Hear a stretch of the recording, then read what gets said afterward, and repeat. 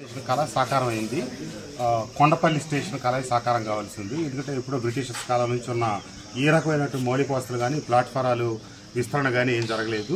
పూర్తి స్థాయి ఆధునీకరణ చేయాల్సిన అవసరం ఉంది స్టేషన్ ప్లాట్ఫారాలన్నీ కూడా.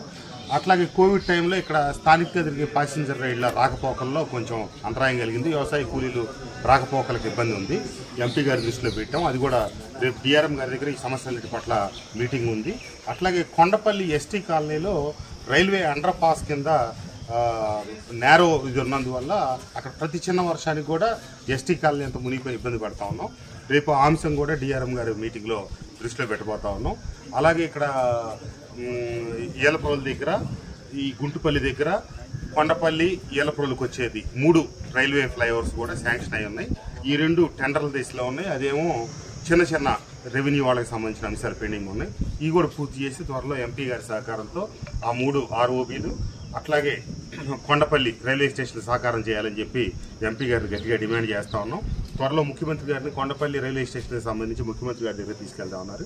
వెళ్ళి తప్పకుండా అది అతి త్వరలో శాంక్షన్ అయ్యేటట్టుగా గట్టి ప్రయత్నం చేస్తాం. కొండపల్లి బస్ స్టాండ్ విషయంలో